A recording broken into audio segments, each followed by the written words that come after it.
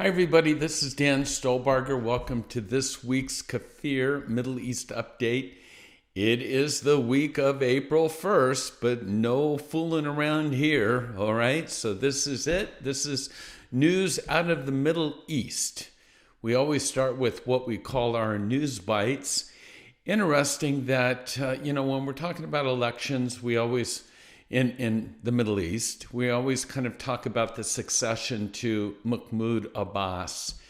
And recent polls shows that Hamas would actually lose ground to Fatah in a hypothetical scenario in which jailed, let me say that 5 life sentences, jailed arch-terrorist Marwan Barghouti, if he was to run against the head of Hamas, Ismail Haniyeh, Barghouti would win 59% to 37%.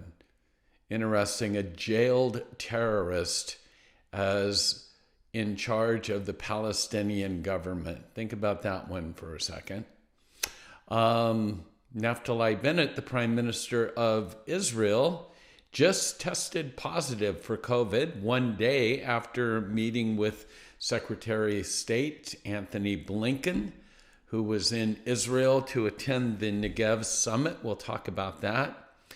And then, speaking of Blinken and his input at the summit, wasn't received too well by the Jerusalem Deputy Mayor, Ariel King. On Monday, he contacted the U.S. Secretary of State Blinken and asked him to leave the city, saying that he was unwelcome in the capital city of Israel and his presence was creating a bad feeling.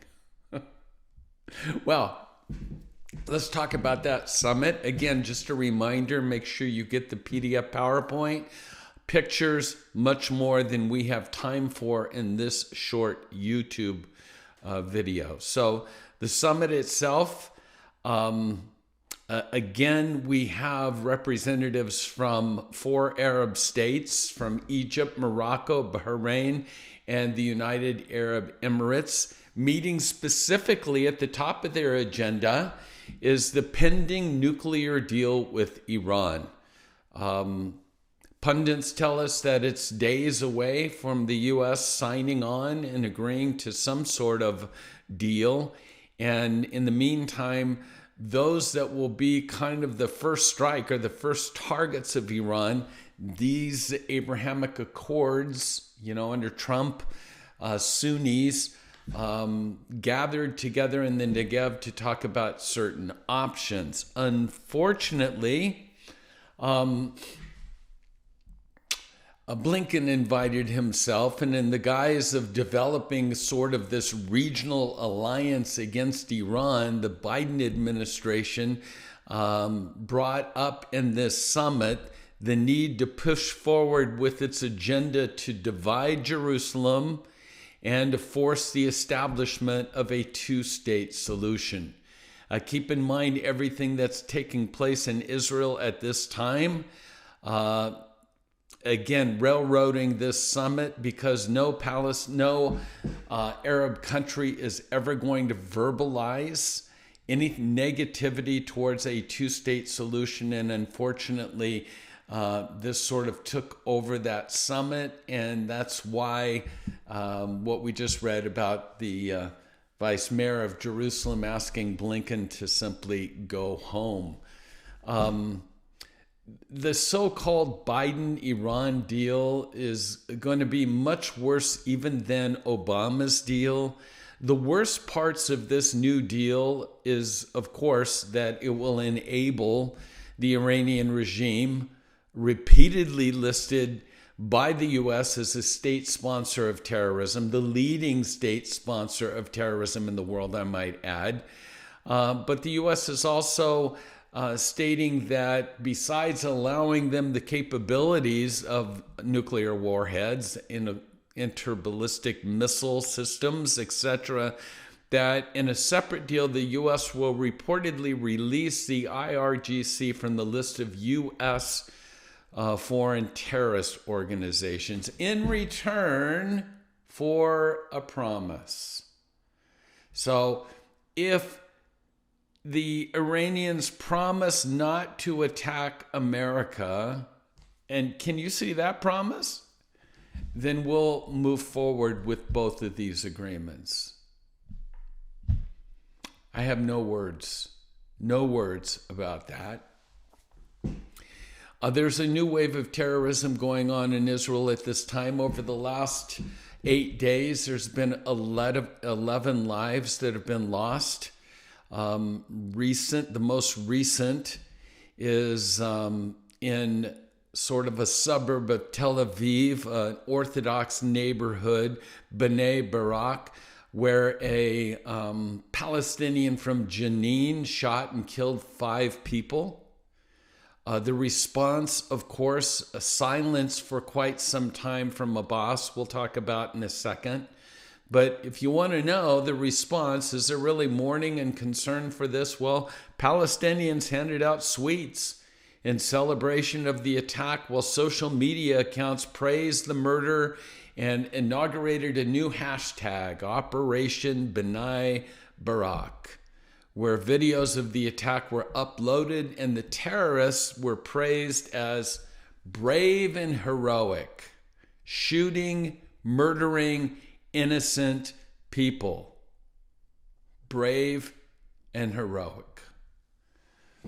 In a recent poll, the questions being asked amongst the Palestinians of what's the solution to what's going on at this particular time.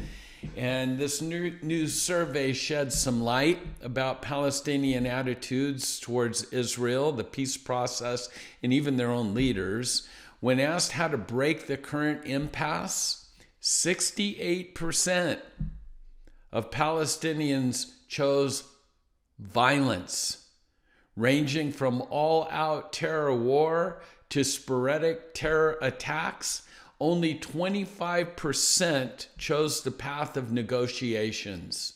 This was reported by the Palestinian Media Watch in its analysis of the survey. There's more information, so that's why I always encourage you to get the PDF PowerPoint. In response to these 11 deaths over the last 8 days, their article here says, Abbas's lame rhetoric, he finally speaks. If you would hear his response to terrorism in regards to Saudi Arabia, and you compare that to what he spoke just recently about the deaths in this Orthodox city, it's just night and day. The silence is staggering. Significantly beyond this lame Abbas condemnation, there's been total silence about the attacks and the death of the terrorists in the Palestinian press. No reference on their daily or TV shows, news. In fact, the show Palestinian or Palestine Today had a long discussion this morning about the daily news, and there was no reference at all about the terrorist attacks that have been taking place, as if it never happened. 11 deaths in 8 days.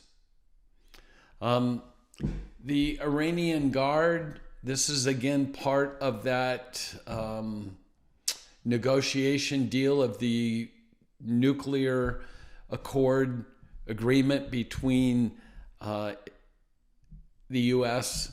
and Iran. This is just the history of the IRG, okay? This is the group that seized control of the U.S. Embassy. You'll see these pictures here. They should be a reminder of that.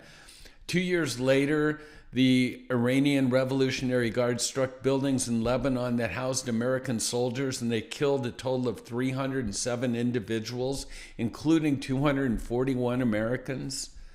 On and on, giving the details. And this is the organization that, for a promise that we won't attack America, will take this group off of our list of state-sponsored terrorists. Once again, no words.